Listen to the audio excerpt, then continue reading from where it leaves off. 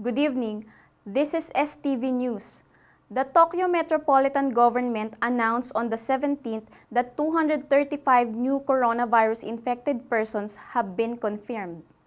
It is the first time in 2 days that the number of newly infected people exceeds 200 per day. According to the capital by age group, 64 people were in their 20s, followed by 44 people in their 30s and 36 people in their 40s, 33 people over 65 years old. The number of seriously ill people decreased by 2 from the previous day to 23. On the 17th, China's state-run Xinhua News Agency said that Prime Minister Yoshihide Suga had dedicated MASAKI, a ritual tool, to Yasukuni Shrine. He further emphasized, "I urge Japan to face the history of aggression and reflect deeply." The Chinese Ministry of Foreign Affairs used the same expression in the dedication of Shinzo Abe to Yasukuni Shrine. Meanwhile, a spokesperson for the Korean Ministry of Foreign Affairs released a commentary expressing deep regret after Prime Minister Yoshihide Suga dedicated the ritual equipment Masakaki to Yasukuni Shrine. In the commentary, with the inauguration of the Suga cabinet, Japanese leaders will respond to the demands of future-oriented development of Korea-Japan relations by facing history and demonstrating humble reflection and sincere reflection. The joint burial of former Prime Minister Yasuhiro Nakasone, who died in November last year, was held at a hotel in Tokyo on the 17th.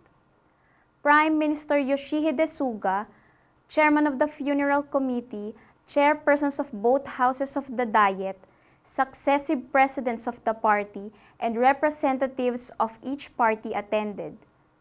He said his final farewell to the former Prime Minister, who worked on administrative reforms such as strengthening the Japan-US alliance and privatizing the national railways.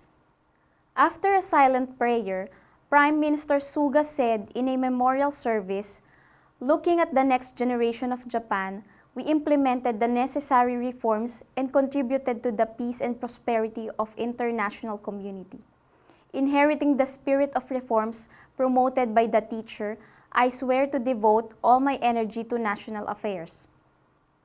Tsuneo Watanabe, the representative of a friend, also wrote a condolence to the chief editor of the Yomiuri Shimbun Group headquarters, and the agent read it on his behalf. "I'm looking forward to seeing you soon in the shining heavens where you are," he mourned his allies. 41-year-old Hideto Tanihara, who came out of second place, the number of people increased to 69, and he took the lead with a total of 5 under.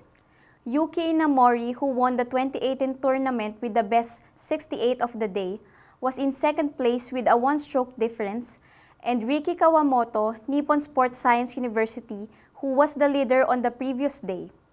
In addition, Kantaro Naito was in 4th place, 2 strokes behind.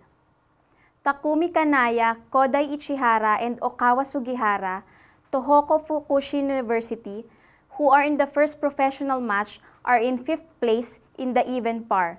Shugo Imahira and Ryo Ishikawa finished 11th with 2 overs.